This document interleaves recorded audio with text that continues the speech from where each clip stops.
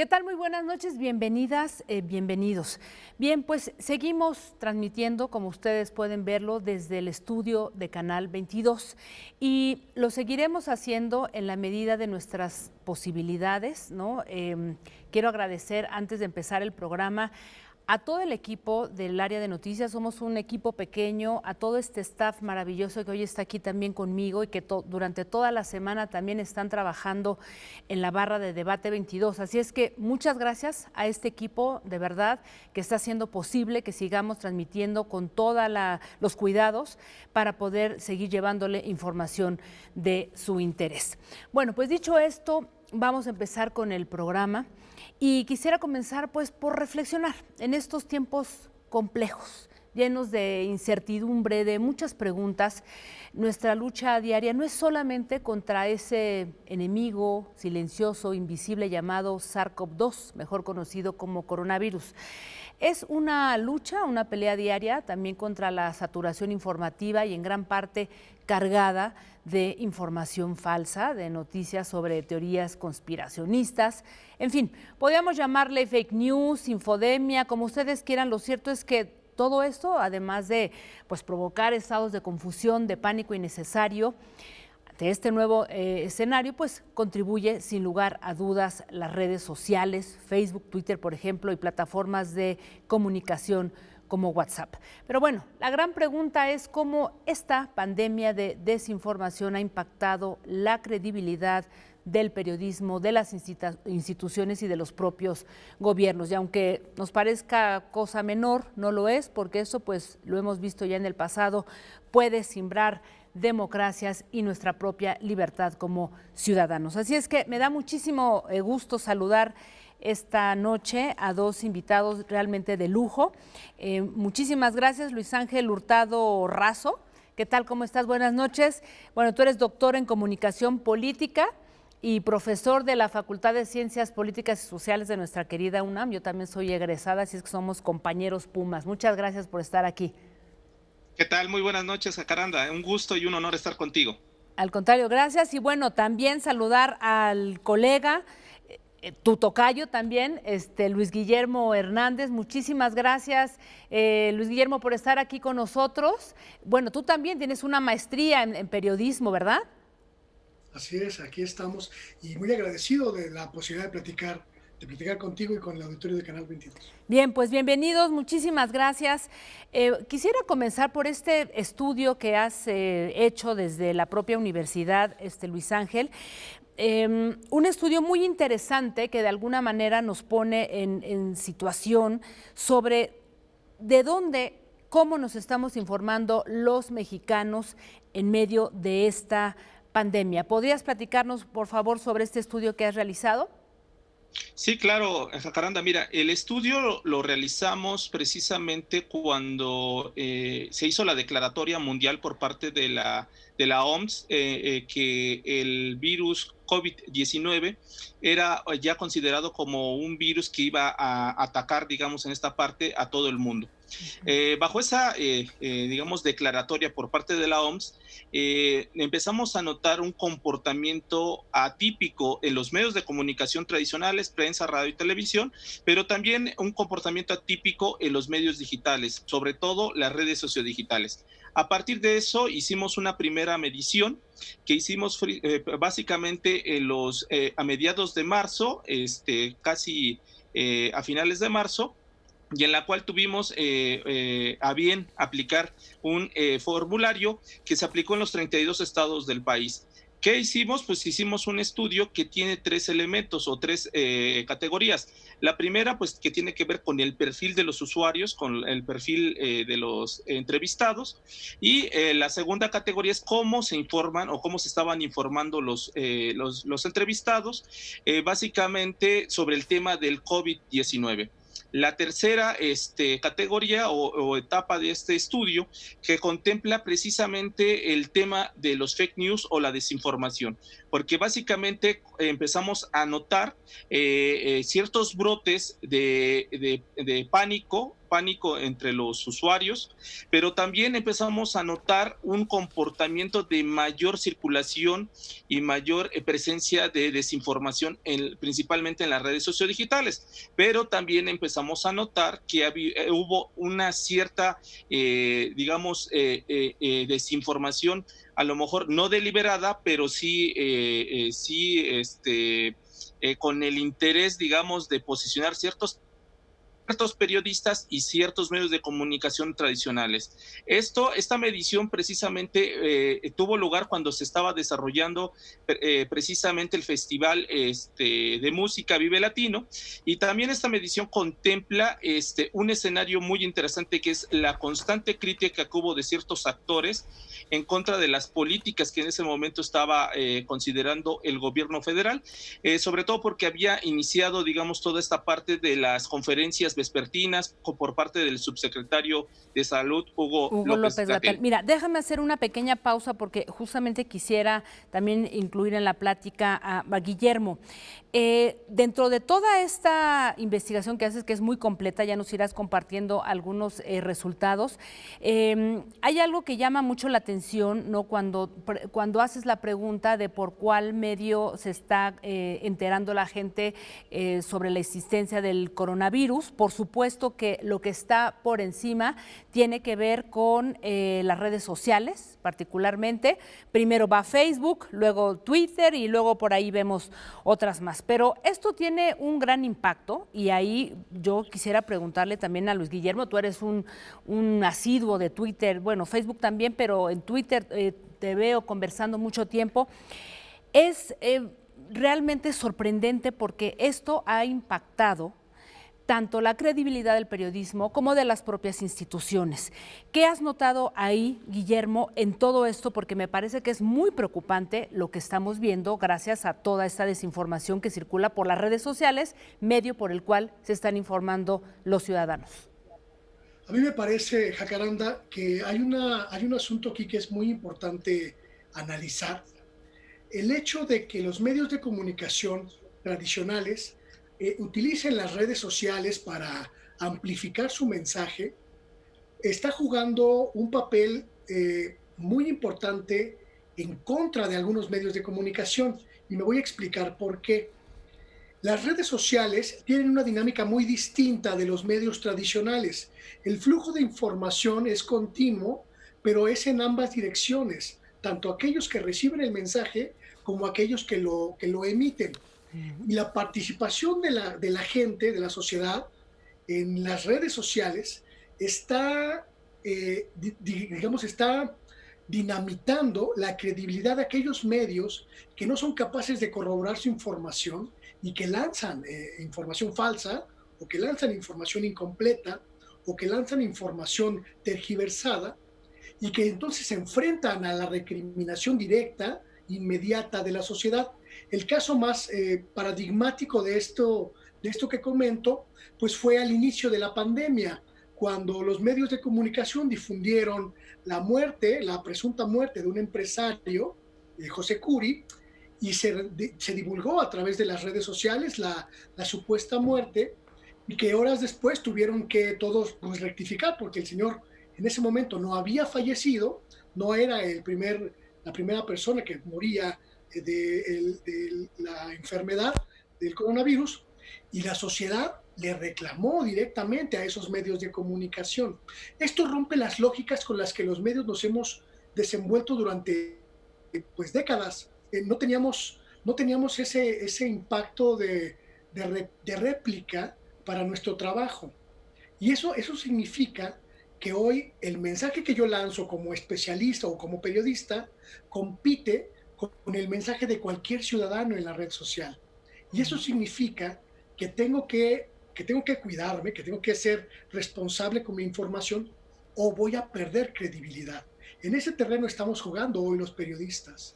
No, y esto impacta directamente el tema del periodismo de investigación, porque justamente de los medios consultados, de acuerdo a esta investigación que has hecho, Luis Ángel, Pues justamente, bueno, la televisión ya ni lo decimos, queda en uno de los lugares más abajo, luego vienen algunas plataformas y los periódicos prácticamente, digo, aunque sean portales hoy, pues prácticamente desdibujados, ¿no? Es muy peligroso, ¿no? Sí, por supuesto. Eso es lo que justamente yo hace unos días comentaba precisamente a raíz del comentario deliberado de una televisora en voz de uno de sus principales conductores, que abiertamente decía que no le hiciéramos caso a la autoridad sanitaria, porque ya no tenía credibilidad. Yo manifestaba que el mayor perdedor en este comentario no era precisamente la televisora, sino más bien eran los medios tradicionales, porque la gente genera mayor incredulidad a estos medios y donde busca, digamos, encontrar, digamos, espacios de mayor credibilidad, pues es en Internet. En ese sentido, el que más pierde son los medios tradicionales, pero aquí también pierde la sociedad, porque la sociedad, en una sociedad también debemos de ser claros que la sociedad también necesita un equilibrio informativo, no solamente basarse en los medios tradicionales o los medios digitales, sino que básicamente debe de informarse por varias fuentes, porque esto a la larga va a ayudar a, digamos, oír tres fenómenos que están ocurriendo actualmente en nuestro país y en el mundo entero. Uno de ellos es la desinformación. Al tener mayores fuentes de información la sociedad, o sea, no solamente las redes sociales, no solamente los portales, sino la televisión y la radio, disminuyen estos fenómenos o estas oleadas o estas pandemias desinformativas. Ese es uno de ellos. El segundo es la polarización. Al existir también mayor información, mayor verificación, mejor, digamos, profesionalismo en los diferentes medios de comunicación con periodistas que investigan, etcétera, la polarización empieza a disminuir. ¿Por qué? Porque la gente empieza a generar un criterio y ese criterio ayuda a construir mejores argumentos, ayuda a construir un mayor debate público en las diferentes esferas, tanto la digital como la real, y con ello también se reduce este fenómeno. Pero hay uno que es el que pocas veces se ha hablado o no se habla mucho, que es el fenómeno de la posverdad. ¿Qué es la posverdad? Déjame La hacer, pérdida. este es un gran tema, déjame hacer una brevísima pausa porque yo creo que aquí sí tenemos que entrarle con todo cuidado y mucha precisión. Volvemos en un segundo, no se me vayan, regresamos aquí a Debate 22.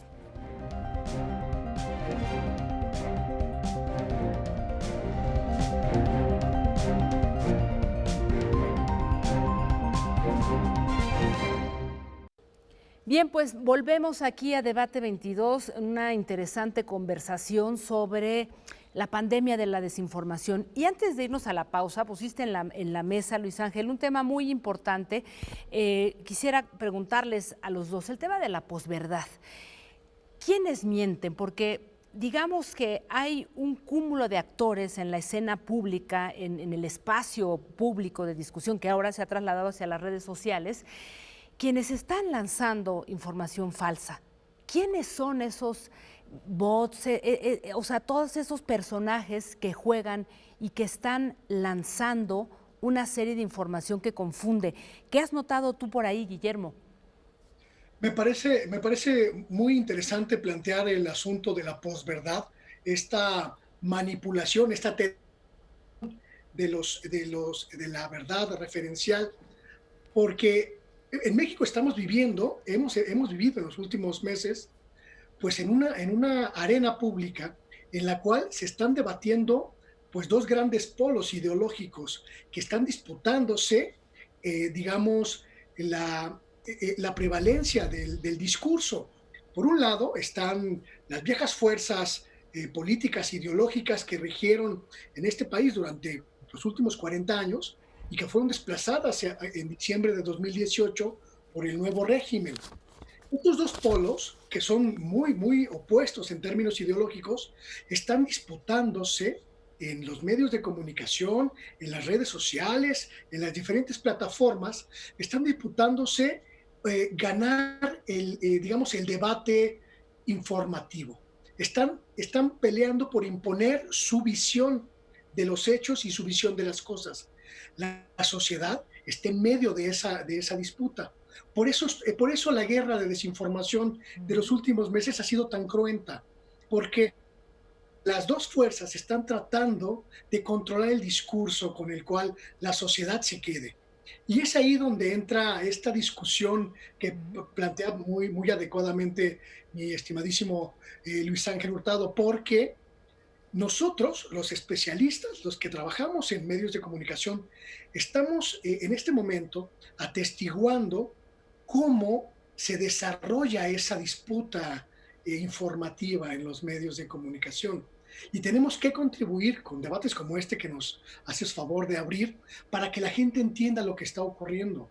Sí, hay un bombardeo informativo, pero también hay un bombardeo desinformativo. ¿Cuál es el objetivo? El objetivo es tener la verdad o poseer la verdad informativa. Y eso es algo que vamos a ver ahora y seguramente con mucha más crudeza en los próximos meses. Claro, y poseer la verdad con mentiras, hay que decirlo, porque ese es el gran tema. Ahora, algo que se pone en cuestionamiento, Luis Ángel, con este estudio que has hecho, tiene que ver con... sigue siendo Facebook una de las plataformas a través de la cual la gente se informa. Digo, a través de ahí, como bien lo dice Guillermo, se posicionan personajes, actores de la vida pública, de la vida política. Entiendo que ahora Facebook ya pone una serie, digamos que de criterios para evitar toda esta desinformación. Sin embargo, Twitter todavía sigue siendo, bueno, pues una arena en donde vemos absolutamente de todo de una manera muy negativa. ¿Qué está pasando ahí? ¿Qué papel juegan, por ejemplo, los gobiernos, ciertas instituciones? ¿Deberían o no regular ese espacio de opinión y de discusión? Luis Ángel. Bueno, en este caso es que tocas temas que son muy interesantes y voy a tratar de desglosar. El primero que tiene que ver con, cómo nos estamos informando actualmente en redes sociales. Ciertamente, la red social que más nos acerca o más nos está informando actualmente es Facebook. Y eso se debe precisamente porque Facebook, según datos del Instituto Federal de Telecomunicaciones, es la red social más utilizada. El 99% de los mexicanos que tienen acceso a Internet y usan una red social tienen una cuenta de Facebook, lo que lo coloca aproximadamente como entre 80 a 81 millones de mexicanos que actualmente están utilizando esta red social. Versus el caso de Twitter, que es la quinta red social más usada en México. Y también es una de las redes sociales que, digamos, ha perdido, digamos, presencia en los últimos años. Sin embargo, esto hay que ser muy enfáticos, pese que es la quinta red social más usada en México, es la primera red social que posiciona temas en la esfera pública digital. ¿Qué quiere decir esto? Que esta red social, por su estructura y su algoritmo, coloca muy fácilmente temas que son del dominio público, mediante hashtag, medio temas de interés, posiciona, digamos, temas. Esto que provoca es un efecto, digamos, emancipatorio o efecto de onda, que otras redes sociales se coloque temas que se están discutiendo en Twitter y ahora sean del dominio público. Muchas de las que se discuten en Twitter brincan a las demás redes sociales. Eso es por una parte.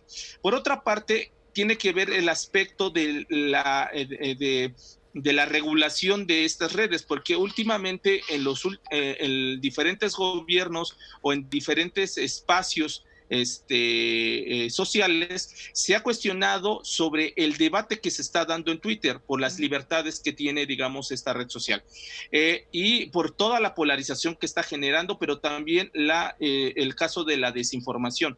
En este caso hay que ver que en Twitter, a diferencia de Facebook, ocurre algo muy interesante, que Twitter es una red que por sí sola genera mayor tráfico, o sea, mayor velocidad, a diferencia de Facebook por su algoritmo, y tiene mayor impacto. Esto ha puesto, digamos, a cuestionarse si es necesario regularse este medio, porque este medio le está ganando a las dinámicas de los medios tradicionales, a las dinámicas de los gobiernos, y en ese sentido, muchas veces nos enteramos primero por vía de Twitter de lo que está ocurriendo en el acontecer de todos los inclusive por los medios tradicionales, prensa, radio y televisión, o inclusive por los mismos gobiernos.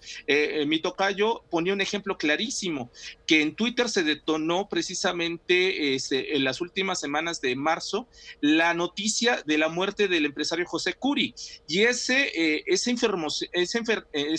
información que inclusive estuvo mal elaborada o no estuvo corroborada, viajó a una forma tan rápida que permeó inclusive a los medios de comunicación tradicionales, al grado de que llegó a cuestionar la eficacia del modelo que en este momento estaba optando México para combatir el virus, el COVID-19. Ahora, ya estamos tocando dos temas que yo quiero abordar, y con ello concluyo esta intervención, que es la libertad de expresión y el derecho a la información. Vamos en ese sentido, se ha debatido. Estas dos, porque yo creo que también tenemos que ahondar en esos justamente dos temas tan importantes, porque acabas de decir, bueno, Twitter, esta red social, ha roto el tiempo, ha roto la idea del espacio también, gana las dinámicas de los gobiernos, de los medios de comunicación, y todo el tema también de la libertad de expresión ahí en medio. Así es que vamos a hacer una pausa, si les parece, no se vayan. Volvemos aquí a Debate 22.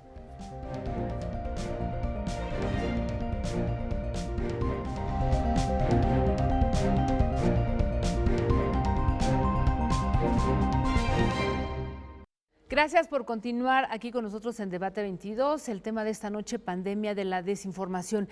Y antes de irnos a la pausa, estaba conversando muy interesante Luis Ángel Hurtado, hablando sobre el tema de la libertad de expresión. ¿Hasta dónde espacios como las redes sociales, Twitter particularmente y Facebook, tendrían que ser reguladas o no? ¿O tendría que entrar ahí alguien que pudiera mediar en medio de toda esta desinformación, descalificación, mensajes de odio, etcétera? Pero escuchábamos decir que esa no es la salida, Luis. Sí, por supuesto. De hecho, yo siempre he sido crítico de que la regulación no ayuda o no beneficia la construcción del debate público, y sobre todo en el terreno digital.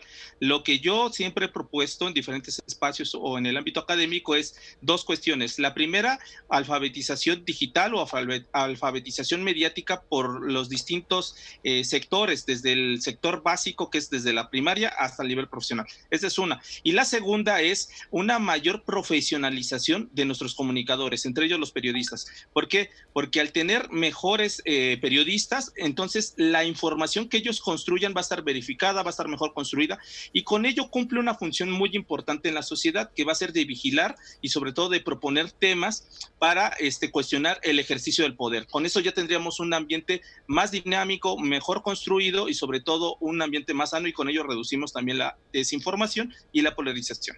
Ahora, tú dices mayor profesionalización de los periodistas. Yo la verdad la veo muy difícil, porque de pronto, y en tu propio estudio lo dejas ahí por sentado, o sea, tenemos en esta esfera pública de discusión Twitter, en donde una gran cantidad de personajes que ponen temas a debate son los llamados influencers, que en muchos casos tienen que ver con el mundo del espectáculo, del entretenimiento, y entonces se van por encima del propio periodismo y de las propias autoridades. ¿Cómo le hacemos? Tú ahí has sido testigo de muchas discusiones, Guillermo, por ahí te he visto, ¿no?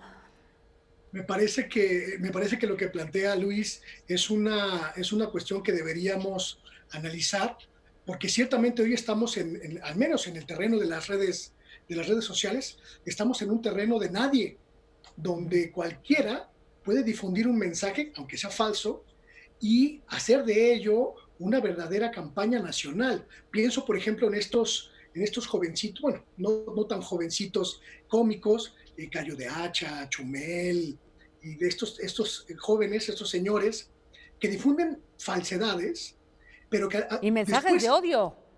Mensajes de odio, mensajes radicales, mensajes de polarización, y que nunca se disculpan con las audiencias, sí, y que repiten esos mensajes y los reverberan y los multiplican sin ningún tipo de sanción, sin ningún tipo de cuestionamiento social. Y me pregunto, ¿qué podríamos hacer con esas personas? La única respuesta que yo encuentro, estimada Jacaranda, es la respuesta de la sociedad. Que la sociedad, quienes nos están observando, quienes nos vean, tomen el control de la verificación rigurosa y absoluta de los medios de comunicación, de todos los medios, y exijan veracidad, claridad, expresiones precisas, pero sobre todo que exijan responsabilidad a los medios. No veo otra Salida. posibilidad Yo de que quisiera esto. hacerles una muy breve pregunta para ir cerrando. Ya tuvimos hace algunos años todo lo que ocurrió con Facebook y Cambridge Analytica, ¿no? Poniendo en riesgo y en juego la propia democracia estadounidense. Y pasó como si nada, o sea, tenemos hoy a Facebook, tenemos a Twitter compartiendo datos o vendiéndolos, en fin. ¿Hacia dónde tendríamos que ir? Porque sí es un asunto de responsabilidad ciudadana, pero también tenemos ahí dos empresas que cotizan en la bolsa y que de alguna manera han atentado con nuestros propios datos y nuestra propia libertad. ¿Qué hacemos en ese terreno, Luis Ángel?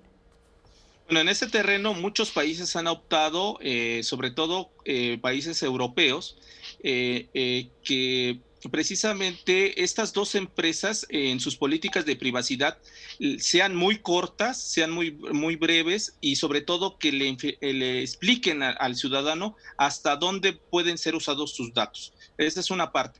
La segunda es que la misma sociedad le ha exigido a estas empresas la transparencia con el uso de sus datos. ¿Qué quiere decir? Que cada vez que Facebook utiliza mis datos para posicionar a lo mejor una marca o un mensaje de algún político, te llega una notificación para ver si tú estás de acuerdo o estás en contra de que tus datos personales sean utilizados para esa campaña.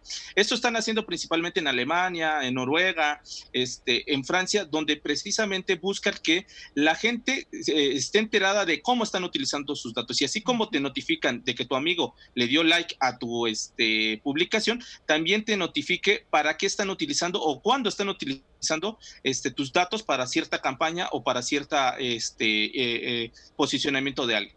Ya, Guillermo, brevemente.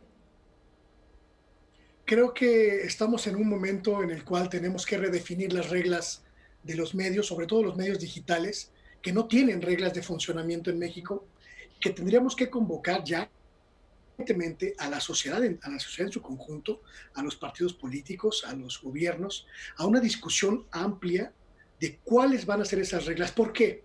Porque vamos hacia el terreno de lo digital irremediablemente. La mayoría de nuestras comunicaciones se van a trazar a través de estos instrumentos y necesitamos regularlos de alguna manera, ponernos de acuerdo en cuáles van a ser los límites, porque ya hemos visto en los últimos meses que la falta de límites redunda en información incluso criminal, en información que pone en riesgo nuestra seguridad como sociedad y nuestra salud también. Me parece que es un buen momento para abrir esa discusión y empujar los cambios que sean necesarios para la regulación. Quiero agradecerles de verdad haber estado con nosotros en esta interesantísima conversación. Me quedo con muchísimas preguntas sobre la mesa, pero ya haremos otro programa, de verdad, para seguir conversando sobre esto. Y el que está pendiente, Guillermo, también tiene que ver con el periodismo en estos tiempos, ¿no? Vamos a hacerlo. Muchas gracias por estar con nosotros esta noche y gracias a todos ustedes. Quédense en casa, aquí seguiremos en la medida de nuestras posibilidades trabajando para ustedes desde Canal 22. Nos vemos el próximo jueves.